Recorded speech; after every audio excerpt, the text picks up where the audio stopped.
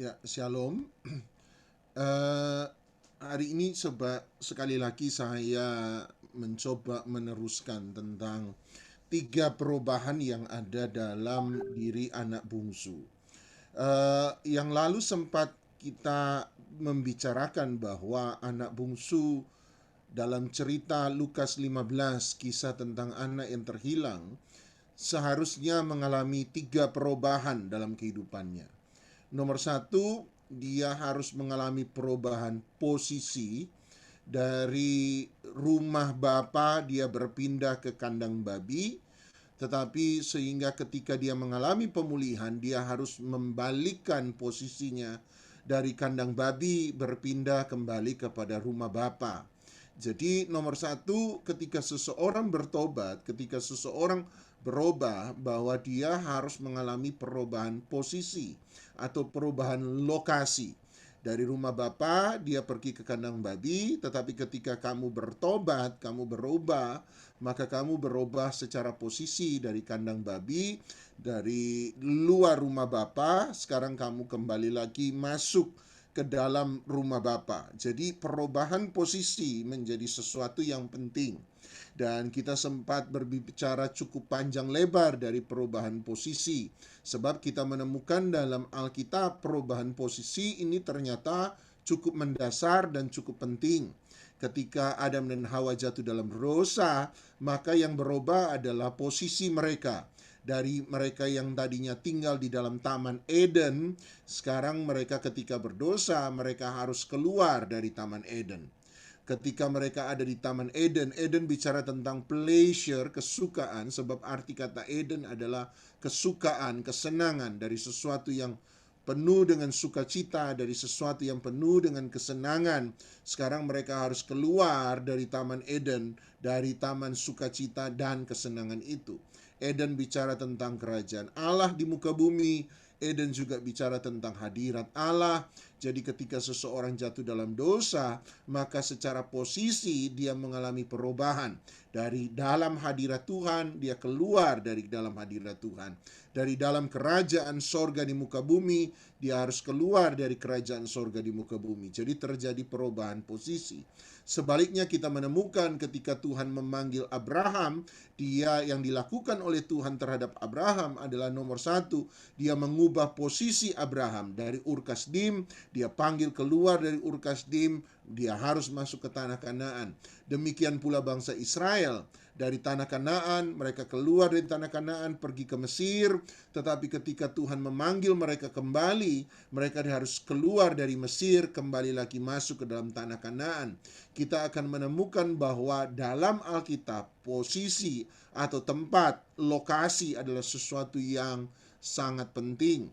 Jadi nomor satu, perubahan yang harus terjadi nomor satu adalah perubahan posisi dari sisi Tuhan, dari luar hadirat Tuhan. Kamu harus kembali lagi masuk ke dalam hadirat Tuhan. Dan kita bicara cukup panjang lebar tentang medan peperangan dalam ketaatan dan medan peperangan di luar ketaatan.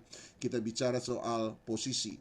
Tetapi yang kedua, ketika anak bungsu mengalami perubahan, dia bukan hanya harus mengubah posisinya dari luar Tuhan sekarang ada di dalam Tuhan, tetapi nomor dua, dia harus mengubah relasinya. Dia harus mengubah relasinya.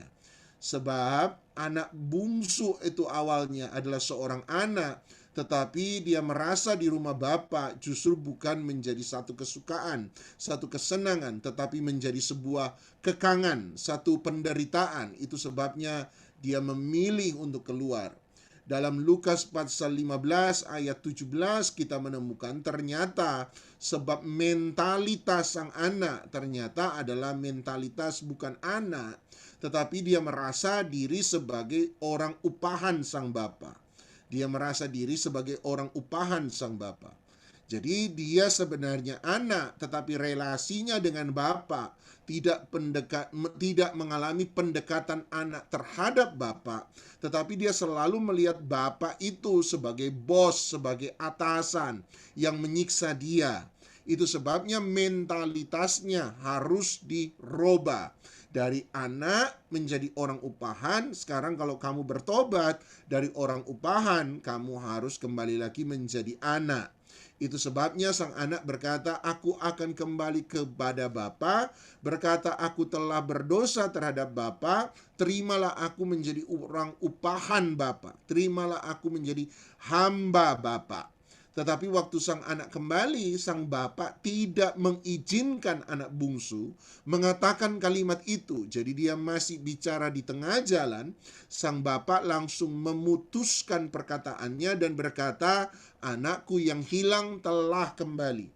Jadi sang bapak tidak mendapat hamba yang baru, sang bapak tidak mendapat orang upahan yang baru, tetapi sang bapak mendapat anaknya kembali. Anda lihat, sang anak itu mengalami kehancuran bukan hanya dalam hal lokasi, tetapi dia mengalami kehancuran dalam hal relasi. Dan yang ketiga menurut saya yang penting adalah sama seperti anak sulung kali ini, lokasinya ada di rumah bapak, relasinya dia sadar bahwa dia adalah anak bapak, tetapi nomor tiga, cara berpikirnya tentang bapak itu salah. Motivasi hatinya itu salah. Jadi oleh sebab itu dia harus mengalami perubahan yang ketiga adalah perubahan motivasi hati atau cara berpikir, perspektif seseorang. Jadi ada 3 perubahan yang harus selalu kita alami. Nomor 1, kita harus mengalami perubahan lokasi atau posisi. Nomor 2, kita harus mengalami perubahan relasi. Nomor 3, kita harus mengalami perubahan motivasi. Seringkali orang karena salah dalam relasi, salah dalam motivasi, sehingga dia salah dalam posisi. Sekali lagi, ini pendapat saya.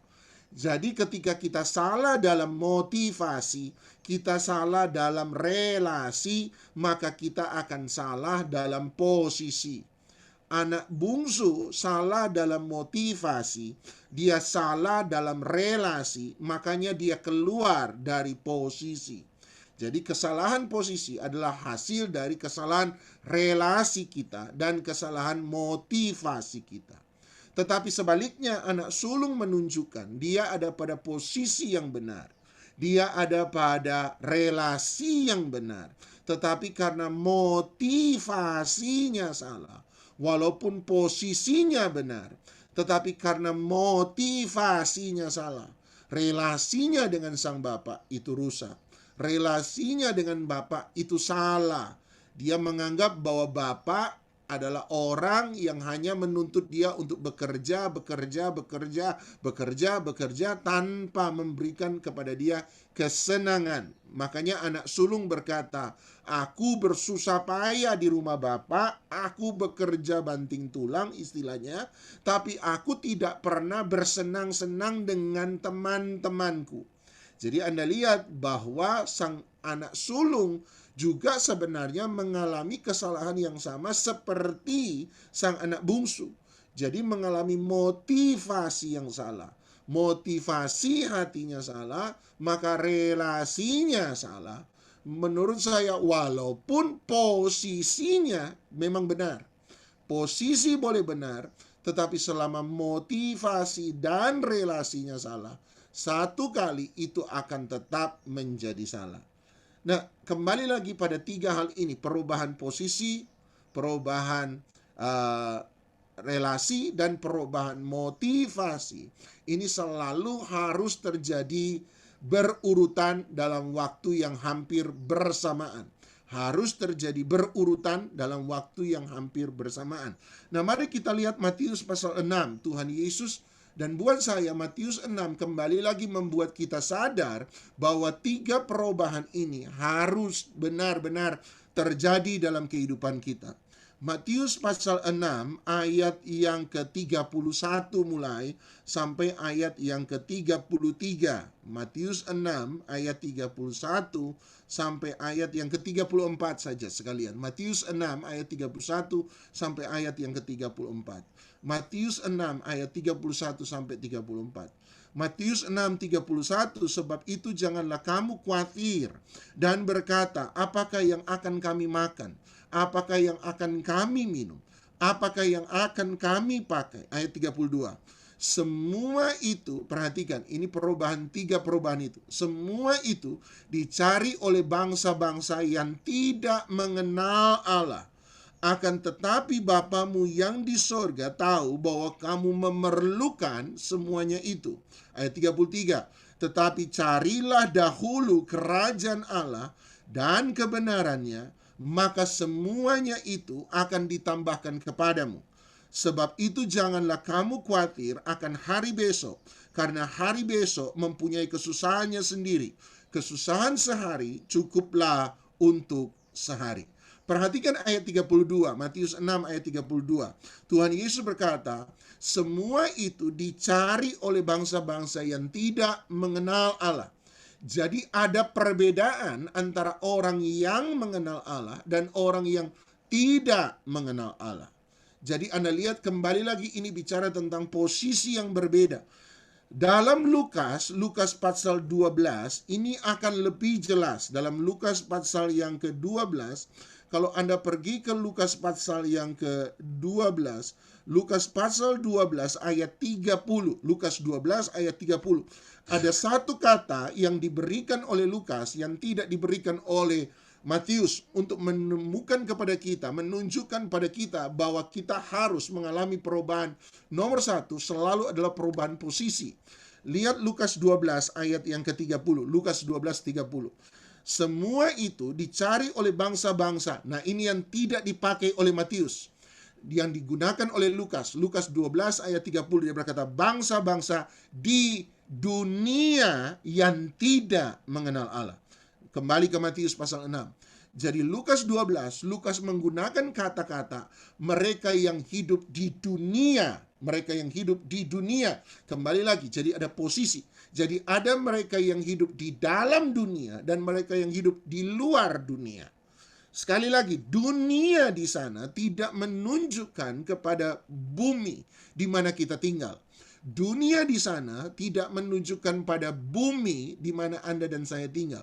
Tetapi dunia di sana selalu menunjukkan pada sistem di mana Anda dan saya berada. Sistem. Sistem itu cara seseorang bertindak, cara seseorang berbuat sesuatu. Why people do what people do. Mengapa orang melakukan apa yang orang lakukan. Dunia adalah sistem nilai, sistem norma, sistem prinsip, sistem budaya. Itu sistem. Sistem pendidikan, bagaimana pendidikan itu berlangsung, aturannya, urutannya, itu disebut sistem. Cara seseorang bekerja, itu disebut sistem pekerjaan. Sistem bicara tentang prinsip, sistem bicara tentang nilai, sistem bicara soal budaya, sistem bicara tentang why people do what people do, mengapa orang melakukan apa yang orang lakukan, mengapa Anda melakukan apa yang Anda lakukan. Sebab nilai kita adalah soal ini, prinsip kita adalah soal ini. Jadi ada orang yang hidup di bawah sistem dunia, di bawah pemikiran dunia, di bawah cara berpikir dunia. Pernah dengar istilah begini, laki-laki tetap laki-laki. Walaupun sudah punya istri, tetap suka jelalatan kiri dan kanan. Ya, ada yang jawab, ya udahlah bu, laki-laki tetap laki-laki. Kucing dikasih ikan asin, ya tetap doyan bu, tetap doyan. Kenapa? Sebab sistem pemikiran dunia, laki-laki itu nggak bisa lihat cewek cantik, nggak bisa lihat cewek putih dikit. Laki-laki itu mesti ada selingkuh-selingkuhnya walaupun udah nikah. Ya makanya istri-istri, ada yang bilang loh ya, ada yang bilang, bukan saya. Nah istri-istri pokoknya kalau laki-laki nggak keterlaluan banget dalam selingkuh, ya udahlah, kalau nggak lihat depan mata pura-pura tutup mata dah, anggap nggak ada. Itu sistem berpikir dunia. Ada orang bilang begini, wah bisnis kalau nggak tipu-tipu nggak bisa kaya mah. Apa arti sistem? Kalau nggak tipu-tipu maka kamu nggak bisa kaya. Iya, sistem pemikiran dunia. Sistem pemikiran dunia, cara kita berbisnis ya harus nipu. Cara kita untuk membangun keluarga, pokoknya nggak di depan mata, ya anggap nggak ada apa-apalah sudah. Sebab laki-laki memang begitu. Itu sistem pemikiran dunia. norma, nilai, prinsip yang ada di dunia. Jadi ada orang yang ada di dalam dunia, itu soal lokasi. Kelihatannya di Indonesia, tetapi dia ada di bawah pengaruh dunia. Kelihatannya tinggalnya di Amerika, tapi saya tidak bicara soal tinggal di Amerika, tapi saya soal berpikir sistem, cara berpikirnya. Itu bicara tentang lokasi. Makanya Tuhan Yesus berkata, ada perbedaan antara mereka yang ada di dalam dunia dan mereka yang ada di luar dunia. Bangsa-bangsa yang ada di dalam dunia adalah bangsa-bangsa yang mengejar apa yang kamu cari, makan, minum, dan pakai. Tetapi bangsa-bangsa yang tidak di dalam dunia, artinya mereka yang tidak ada dalam pemikiran dunia, mereka yang ada dalam pemikiran kerajaan sorga, mereka tidak mengejar yang disebut makan, minum, dan pakai. Jadi posisi ini penting. Posisi sekali lagi penting. Posisi ini penting. Posisi menjadi penting sebab Matius 6 ayat 33. Kenapa posisi ini penting? Jangan tinggal di dalam dunia. Kamu harus ada di luar dunia. Artinya kamu ada dalam kerajaan sorga. Bangsa yang bukan tidak mengenal Allah, tetapi jadilah bangsa yang mengenal Allah. Nah, kenapa pentingnya menjadi bangsa yang mengenal Allah? Kenapa pentingnya kita tidak boleh ada di dalam dunia, tetapi kita harus ada di dalam kerajaan sorga? Sebab Matius 6:33, posisi akan selalu menentukan prioritas dalam hidup seseorang. Posisi menentukan prioritas dalam hidup seseorang. Matius 6:33 berkata, Matius 6:32 berkata, itu bangsa-bangsa yang ada di dalam dunia. Tetapi mereka yang ada di luar dunia dalam kerajaan sorga, Matius 6:33, carilah dahulu kerajaan Allah dan kebenarannya.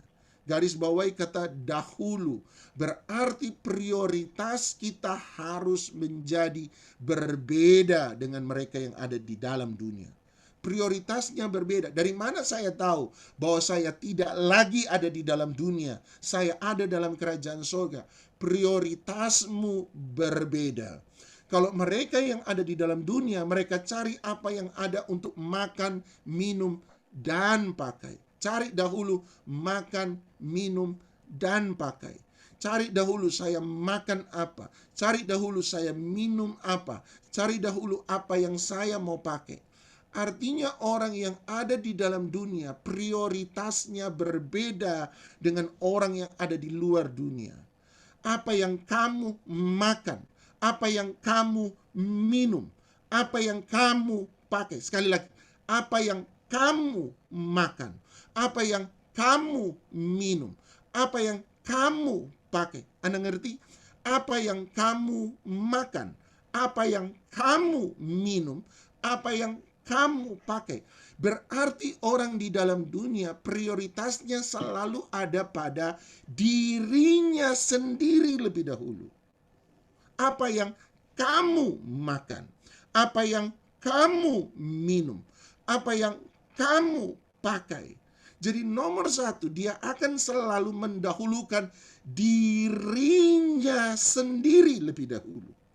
Orang yang ada di dalam dunia, nomor satu, yang penting saya makan dulu. Soal orang lain tidak makan, soal orang lain makan, itu urusan ke-1000. Nomor satu, saya dulu makan. Nomor satu, saya dulu minum. Nomor satu, saya dulu pakai. Nomor satu, saya dulu berhasil. Nomor satu, saya dulu sukses. Nomor satu, saya dulu senang.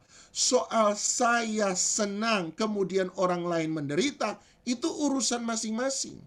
Yang penting saya senang. Urusan dia menderita, itu urusan dia. Kenapa dia menderita? Soal saya makan, kemudian orang lain tidak makan, itu urusannya dia. Urusan saya yang penting saya makan. Orang lain tidak makan, itu urusan orang lain. Anda lihat?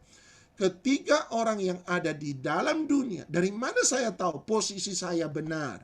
Sebab saya selalu kemudian ditanya, dari mana saya tahu bahwa posisi saya sudah tepat? Ya, jawaban saya adalah, kalau Anda ada pada posisi dalam dunia, Anda akan selalu mementingkan diri Anda lebih dahulu, lebih daripada orang lain. Sebab prioritas Anda berbeda dengan mereka yang ada di dalam kerajaan sorga. Yang kedua, mereka yang ada di dalam dunia, prioritasnya ada selalu pada apa yang kelihatan. Apa yang kelihatan, makan, minum, pakai. Mereka yang ada dalam kerajaan sorga, prioritasnya adalah soal kerajaan sorga. Kenapa soal kerajaan sorga? Apa itu kerajaan sorga? Masih ingat Paulus berkata, kerajaan sorga bukan soal apa yang kamu makan dan minum. Tuhan Yesus berkata, dan pakai. Tetapi Paulus kemudian berkata, hal kerajaan sorga adalah hal tentang damai sejahtera, sukacita, dan kebenaran yang dikerjakan oleh Roh Kudus. Jadi Anda lihat, kerajaan sorga bicara tentang sesuatu yang tidak kelihatan. Bicara tentang sesuatu yang tidak kelihatan.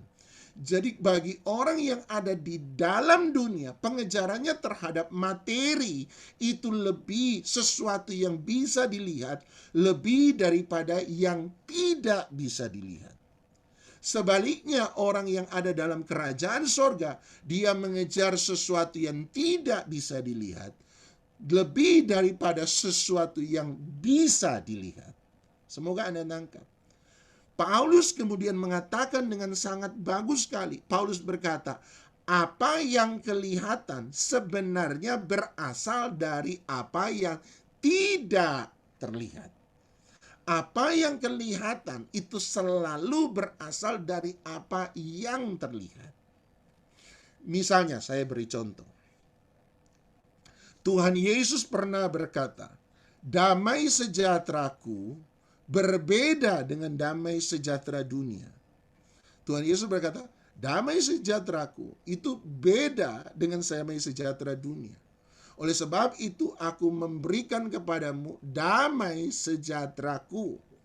Nah, saya sempat bertanya, Tuhan, apa sih sebenarnya beda antara damai sejahtera dunia dengan damai sejahtera Yesus? Sama-sama menawarkan damai sejahtera. Yesus menawarkan damai sejahtera, bagian dari kerajaan surga. Tapi dunia juga menawarkan damai sejahtera. Nah, pertanyaannya adalah, apa yang membuat damai sejahtera Yesus berbeda dengan damai sejahtera dunia? Tiba-tiba saya dapat pemikiran. Jadi ini istilah saya. Damai sejahtera dunia selalu berkata, saya sejahtera dulu, baru saya bisa mengalami kedamaian. Damai sejahtera dunia bilang sejahtera dulu. Damai sejahtera dunia bilang sejahtera dulu, baru saya damai. Artinya damai sejahtera dunia berkata, saya kenyang dulu, baru hati senang. Saya puas dulu, baru hati senang. Saya punya rumah besar dulu, sejahtera dulu, baru saya hati senang. Saya berhasil dulu, yang kelihatan, sejahtera dulu, baru kemudian hati senang. Saya menang dulu, sejahtera dulu, baru saya senang, saya damai. Sejahtera lebih dulu, baru kemudian saya damai. Kalau saya tidak kaya, saya tidak damai. Kalau saya tidak kenyang, saya tidak damai. Kalau saya tidak senang, saya tidak damai. Kalau saya tidak puas, saya tidak damai. Kalau rumah saya kurang gede, saya tidak damai. Selalu dimulai dari sejahtera dulu, baru damai.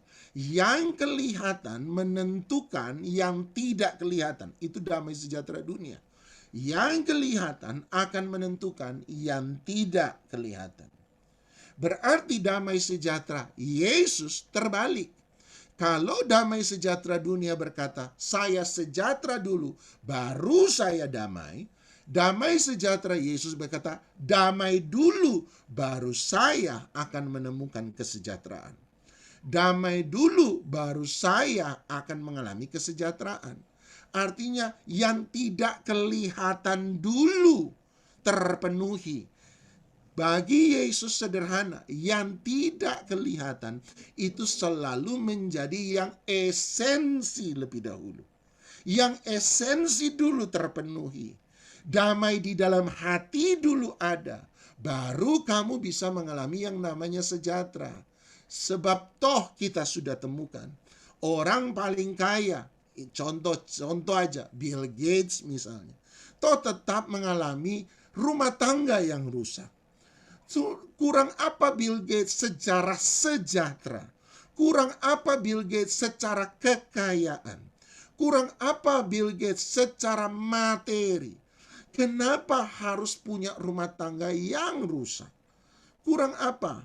Amerika lagi rame soal Johnny Depp dalam kasus perceraian dengan istrinya Amber Heard. Wah, rame. Pertanyaan saya, kurang apa mereka? Uang ya punya, rumah besar ya punya, segala-galanya sebenarnya punya. Kenapa hati tidak pernah bisa damai? Walaupun ternyata sudah sejahtera. Sudah sejahtera, kenapa hati tidak bisa damai? Sebab damai ternyata yang esensi tidak pernah ditentukan dengan yang kelihatan. Yang esensi tidak pernah ditentukan oleh apa yang kelihatan. Yang esensi itu tidak lahir dari apa yang kelihatan. Yang esensi selalu dimulai dari apa yang tidak kelihatan. Mau rumah tangga bahagia, rumah tangga yang sejahtera, punya hati yang damai dulu. Masuki pernikahan dengan hati yang damai. Suami punya hati yang damai, istri punya hati yang damai. Walaupun hari itu rumah masih kontrakan, tetapi hati yang damai membuat Anda mengalami kesejahteraan sekalipun dalam rumah yang kontrakan. Anda mungkin tidak punya banyak. Saya tahu bahwa keuangan itu penting. Tetapi kalau Anda tidak punya hati yang damai, maka Anda tidak akan pernah mengalami kesejahteraan. Yang kelihatan selalu mendahului yang tidak kelihatan. Itu Tuhan Yesus. Jadi yang lebih utama harus mendahului yang kurang utama. Yang lebih utama mendahului yang kurang utama. Yang kedua, yang kurang utama selalu ada di dalam yang lebih utama. Semoga Anda nggak bingung ya. Berarti yang lebih utama harus mendahului yang kurang utama. Yang kurang utama mengikuti yang lebih utama. Semoga Anda bisa terima. Yang kedua, berarti yang kurang utama selalu ada di dalam yang lebih utama. Yang kurang utama ada di dalam yang lebih utama. Sebab dia berkata, carilah dahulu kerajaan Allah. Kalau kamu mencari dahulu kerajaan Allah, yang kamu butuhkan, makan, minum, dan pakai, Tuhan akan berikan. Cari dulu yang lebih utama. Orang yang ada di dalam dunia selalu mengejar, bagi mereka prioritas mereka, tujuan dalam hidup mereka selalu yang kurang utama, yang terlihat. Nah, kalau begitu, apa prioritas kita bagi kita yang ada dalam kerajaan surga? Apa yang lebih utama bagi kita dalam kerajaan surga? Apa yang lebih utama? Bicara soal utama, Anda ingat Tuhan Yesus berkata, perintah yang pertama dan yang terutama. Perintah kedua yang terutama. Apa itu perintah yang terutama? Kasih. Berarti dalam kerajaan Allah yang paling utama, apa yang harus menjadi prioritas kita? Kejarlah kasih, kejarlah kebaikan, kejarlah keindahan, kejarlah hati yang murah, kejarlah sesuatu yang baik.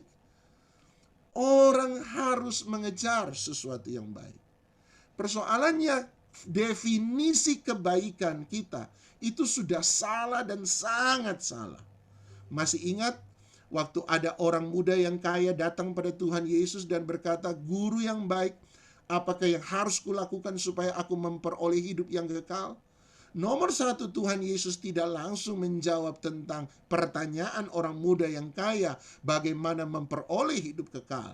Tapi hal pertama yang Yesus pertanyakan adalah, kenapa kamu sebut aku baik? Sebab definisi kebaikan orang itu sudah berbeda, sudah berubah. Kita semua mau sesuatu yang baik. Tetapi pertanyaannya, apa itu yang baik? Kemudian dia berkata, bukankah hanya ada satu yang baik? Siapa? Bapamu yang di sorga. Berarti arti kebaikan harus dikembalikan kepada definisi Bapa yang sesungguhnya. Dan apa arti yang utama, yang baik, yang indah, yang utama, yang prioritas dalam kehidupan kita? Kasih. Kita hanya bisa mengalami kebaikan ketika kita ada di dalam kasih. Kita hanya bisa mengalami kesejahteraan ketika kita ada di dalam kasih. Dan ini senada dengan Yohanes, bahwa yang terutama itu bicara soal kasih. Mau tahu Yohanes dalam Wahyu pasal 2, Yohanes berkata, lihatlah teguran kepada gereja Efesus. Yohanes mencatat dalam kitab Wahyu, Tuhan Yesus berkata kepada gereja Efesus, lihatlah betapa jauhnya engkau telah jatuh. Kembalilah kepada kasihmu yang mula-mula. Garis bawahi kata kasih yang mula-mula. First love. Nah, first love, kata first, mula-mula, itu disalah mengerti oleh kita, kebanyakan orang Kristen. Kasih yang mula-mula kita selalu maknai seperti ini. Oh, kasih yang mula-mula. Ingat Bapak Ibu, waktu kita pertama kali menjadi percaya pada Yesus. Waktu kita pertama kali percaya pada Yesus, semangatnya, semangat cari Tuhan itu luar biasa ya. Hari Senin kalau ada ibadah, kalau perlu Senin pagi udah pergi ibadah. Senin malam kalau ada ibadah, tambah pergi dia. Selasa pagi juga begitu. Kalau perlu 1 hari 5 kali ibadah, 1 minggu 7 kali pergi cari ibadah. Begitu ya. Kalau perlu sampai suaminya berkata sama istrinya, kalau ke gereja terus bawa tikar aja sekalian, tidur di gereja. Saking seringnya istri pergi ke gereja sampai nggak pernah masak buat suami. Akhirnya suami kecewa sama Yesus lagi. Gitu ya. Karena nggak pernah dimasakin istri, kira-kira begitu. Saking marahnya sama istri karena ke gereja terus. Saking semangatnya ke gereja gitu ya. Saking semangat. Tapi lamanya waktu berjalan, tiba-tiba kita mulai berkurang dan berkurang. Dan ini oleh sebagian pendeta dimaknai kita sudah meninggalkan kasih yang mula-mula. Makanya dia berkata, ada pendeta bilang begini, ini loh Bapak Ibu, kita diingatkan kembali pada kasih mula-mula. Kasih waktu kita pertama kali bertobat. Nah, saya tidak terlalu setuju tafsiran demikian.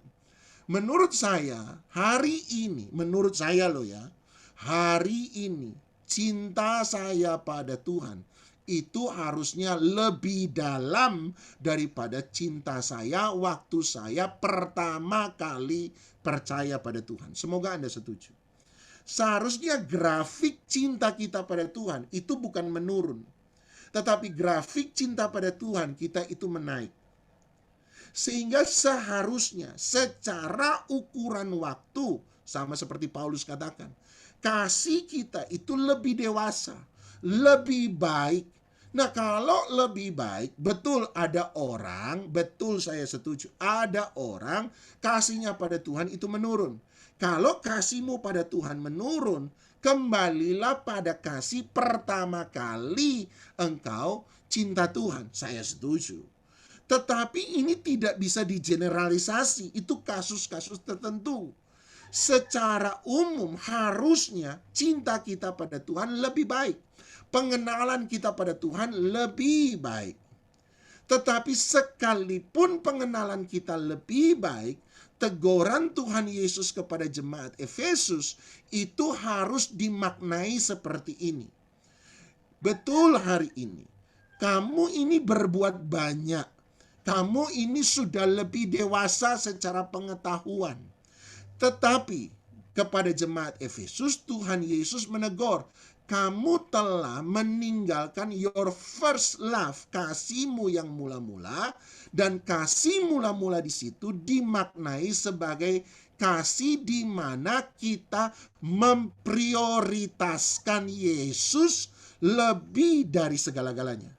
Jadi first di sana, yang pertama di sana, bukan pertama dalam urutan waktu, bukan pertama dalam kronologis, tetapi pertama dalam prioritas. Dulu kamu sempat menjadikan Yesus yang pertama dalam hidupmu, dalam hatimu. Sekarang kamu masih melayani? Masih. Kamu masih ke gereja? Masih. Aktivitasmu di gereja malah tambah banyak. Hanya sekalipun kamu melakukan itu, tetapi di dalam hatimu kamu lebih mementingkan program ibadah, kamu lebih mementingkan program pelayananmu lebih daripada mementingkan Tuhan. Walaupun terlihat secara aktivitas lebih banyak, tetapi kalau hatimu sudah tidak menjadikan Yesus yang pertama dalam hatimu, kamu sudah jatuh. Kamu sudah tidak menjadikan dia cinta yang pertama. Bukan cinta pertama kali, tapi cinta yang pertama dalam arti terutama. Kembalilah ke posisi, bukan kembali ke posisi pertama kali percaya, tetapi kembalilah pada posisi di mana Yesus pernah menjadi yang pertama dalam hatimu. Itulah makna saya terhadap kasih yang mula-mula. Mula-mula di sana prioritas. Kasih di mana Yesus menjadi prioritas dalam hidupmu. Di mana Yesus itu menjadi the first of your life. Ada pendeta berkata, kalau dia bukan yang pertama dalam hidupmu, maka dia bukan apa-apa dalam hidupmu. Saya setuju. If he is not the first in your life, then he is not all in your life. Kalau dia bukan jadi yang pertama, Yesus itu mudah. Dia itu nomor satu dalam kehidupan kita. Terutama. Dan kembalilah waktu dia berkata, carilah yang utama. Apa itu utama? Cinta, kasih, kebaikan, kemurahan hati. Kenapa saya mencari itu semua? Sebab disitulah saya menjadikan Yesus yang terutama dalam hidup kita. Ketidakpengampunan menjadikan Yesus nomor 2 dalam hidup Anda. Sebab Anda lebih memilih marah dan benci lebih daripada memilih Yesus. Setuju? Ketidakpengampunan menjadikan kebencian sebagai yang terutama dalam hidup kita. Sebab kita tahu Tuhan Yesus bilang mengampuni, tetapi kita kemudian tidak mau mengampuni. Kenapa kamu tidak mau mengampuni? Sebab kita lebih memilih kebencian kita lebih daripada kebenaran firman Tuhan. Yesus bukan lagi yang pertama dalam hidup kita. Dia mau jadi yang pertama. Kembali lagi bicara soal yang utama. Tuhan Yesus berkata, perintah yang utama itu kasih. Yohanes membukakan, Yesus berkata, kasih yang utama. Kembalilah kepada kasih yang utama. Kasih di mana Yesus itu prioritas dalam hidup kita. Anda pergi ke 1 Korintus 12 ayat 31. Paulus berkata, kejarlah karunia-karunia yang utama, tapi aku akan menunjukkan jalan yang lebih utama daripada semua itu. 1 Korintus 13, apa itu jalan yang lebih utama? 1 Korintus 13, dia mulai bicara soal kasih. Dia tutup 1 Korintus 13, dia berkata, maka tinggal 3 hal ini, iman, pengharapan, dan kasih. Kemudian dia berkata, tetapi yang terpenting adalah kasih. Dia bicara soal yang utama, selalu kasih. Dari mana saya tahu bahwa saya ada dalam posisi yang benar? Dari mana? Saya hidup bukan untuk mengejar nomor 1, apa yang saya makan, apa yang saya minum, apa yang saya pakai. Nomor 1 bukan melihat diri saya sendiri, tapi nomor 1 apa? Lihat Yesus nomor 1. Dan kalau Anda menjadikan dia nomor satu, hukum terutama pertama, maka hukum terutama kedua, Anda mulai juga bisa melihat orang lain, memperhatikan orang lain. Kasih, live in love. Hiduplah dalam kasih Allah. Hiduplah dalam kasih Allah. Maka Anda akan menemukan arti kerajaan sorga yang sesungguhnya. Biarlah mata kita tertuju pada Tuhan. Sadarkah Anda, waktu Tuhan menciptakan Adam, dari tanah liat, Tuhan hembuskan nafas kehidupan pada Adam. Waktu Adam buka mata pertama kali, waktu Adam diciptakan Tuhan dari tanah liat, dibentuk Tuhan, Tuhan kemudian, ini bahasa puitisnya, Tuhan menundukkan dirinya, menghembuskan nafasnya lewat hidung manusia, sehingga ketika Adam buka mata pertama, apa yang Adam lihat pertama kali? Tuhan. Waktu Tuhan menciptakan Adam, hal yang pertama yang Adam lihat, waktu dia buka mata jadi makhluk yang hidup, dia buka mata, apa yang pertama kali dia lihat? Tuhan. Yang kedua, waktu Tuhan bilang tidak baik Adam seorang diri, Tuhan membuat Adam tertidur, mengambil dari sisi Adam, dan menciptakan seorang perempuan untuk menjadi penolong Adam. Waktu Tuhan membangunkan Adam, Adam buka mata, apa yang pertama kali Adam lihat? Tuhan dan Hawa, sesama manusia. Manusia diciptakan untuk melihat dua hal. Apa itu? Tuhan dan sesama manusia. Tuhan, sesama manusia. Adam buka mata, yang dilihat pertama kali Tuhan. Waktu Tuhan menciptakan Hawa, Adam bangun dari tidur, dia buka mata, ada Tuhan, ada Hawa. Manusia diciptakan untuk melihat dua hal, Tuhan dan sesama. Waktu Adam jatuh dalam dosa, coba Anda baca baik-baik Kejadian 3. Alkitab berkata, maka manusia melihat diri mereka sendiri. Oh, jadi dosa membuat manusia selalu hanya melihat dirinya sendiri. Manusia diciptakan untuk melihat dua hal, Tuhan dan sesama. Tapi dosa membuat manusia melihat satu hal. Apa itu? Diri sendiri. Itu tadi, apa yang kamu makan, apa yang kamu minum, apa yang kamu pakai, selalu dimulai dari kamu. Kamu, aku, saya. Manusia tidak diciptakan untuk melihat dirinya sendiri. Manusia diciptakan untuk melihat Tuhan dan sesama. Ada yang tanya sama saya dulu, Pak, kalau manusia nggak diciptakan untuk melihat diri sendiri tetapi Tuhan dan sesama, terus siapa yang perhatikan saya dong, Pak? Jawaban saya sederhana. Karena kita hidup untuk melihat Tuhan dan sesama, maka Tuhan dan sesamalah yang akan melihat dan memperhatikan kita. Dari mana Anda dapat berkat Tuhan? Tuhan pakai sesama untuk memberkati Anda. Bagaimana supaya Anda bisa hidup dan merasakan cinta dari orang lain? Tuhan pakai orang lain untuk mencintai Anda. Kalau kita hidup untuk Tuhan dan mencintai sesama, maka Tuhan dan sesama yang akan mulai memenuhi setiap kehidupan kita. Carilah dahulu kerajaan Allah. Apa itu? Kasih. Hiduplah dalam cinta. Hiduplah dalam cintanya Tuhan. Yesus mati bagi kita. Mari persiapkan tubuh dan darah. Yesus mati bagi Anda dan saya, supaya kita bisa hidup dalam hadirat Tuhan. Pandang Yesus, dia pertama dan terutama dalam hidup kita.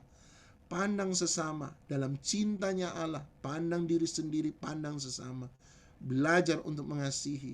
Dan kalau Anda bisa hidup dalam kasih Allah, dia berkata, maka semuanya itu akan ditambahkan kepadamu. Ada banyak orang kejar kedamaian dalam rumah tangga, tapi tidak pernah mau belajar mengasihi suami, tidak pernah mau belajar mengasihi anak, tidak pernah mau belajar mengasihi istri, tidak pernah mau belajar mengasihi orang tua. Bagaimana Anda bisa didamaikan kalau Anda tidak pernah mau mengasihi? Oleh sebab itu, hidup dalam kasih, maka Anda akan menemukan rumah tangga Anda dipulihkan. Hiduplah dalam kasih. Belajarlah hidup dalam kasih. Dunia usaha sekarang sama. Yuk mari kita belajar. Servis itu penting. Beri ekstra kepada pelanggan kita. Servis. Selama kita masih ada punya keuntungan, dalam margin keuntungan kamu bisa memberi ekstra, beri ekstra. Beri ekstra, maka engkau akan menjadi berbeda dengan orang lain. Beri ekstra. Apa artinya memberi ekstra? Dunia bisnis mengenal memberi ekstra, tapi Alkitab berkata, belajar untuk mengasihi. Beri dulu, maka Anda lihat, maka orang akan memberi loyalty, kesetiaan Anda kepada perusahaan Anda, pekerjaan Anda. Sebab mereka tahu Anda berbeda. Kita selalu mencoba mencari cara sukses di luar Alkitab. Pada Alkitab memberitahukan kepada kita bagaimana untuk hidup di dalam keberhasilan. Hiduplah dalam kasih. Sebab Yesus sudah lebih dulu mengasihi kita. Mari angkat roti di tangan kanan Anda. Syada batakaya damas. Tuhan, kami percaya bahwa ini bukan lagi roti dan anggur, tetapi dalam persekutuan tubuh dan darah Kristus, kami menikmati hadirat-Mu dalam kehidupan kami. Berkati sakramen ini, dan biarlah nama Tuhan dipuji, nama Tuhan dipermuliakan. Yesus pada perjamuan makan malam terakhir mengambil roti, memecah-mecahkannya, dan mengucap berkat atasnya. Berkata, inilah tubuhku yang telah diserahkan bagi kamu.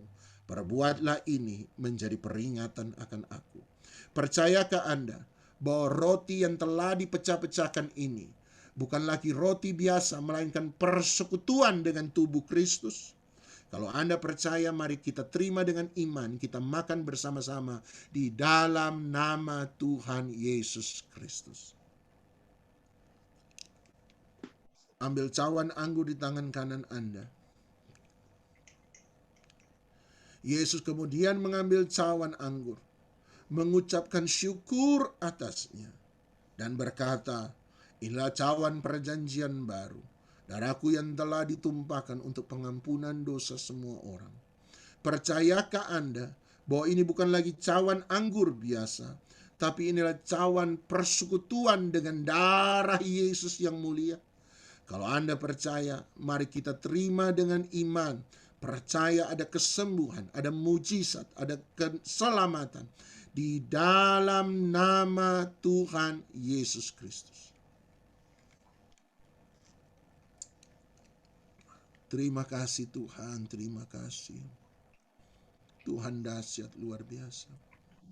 Terimalah segala berkat daripada Allah Bapa, cinta kasih sayang dan syafaat daripada Tuhan Yesus Kristus, persekutuan, penghiburan, kekuatan, sukacita, damai sejahtera, kemenangan, hikmat, wahyu, urapan daripada Roh Kudus menyertai kita sekalian, mulai daripada pagi hari ini sampai selama-lamanya. Biarlah berkat ini tinggal tetap dalam hidupmu, keluargamu, rumah tanggamu, masa depanmu, pekerjaanmu, studimu, pelayananmu, dan nama Tuhan dipuji, nama Tuhan dipermuliakan. Di dalam nama Tuhan Yesus Kristus, yang percaya dilawat diberkati Tuhan, sama-sama kita katakan amin, amin, amin.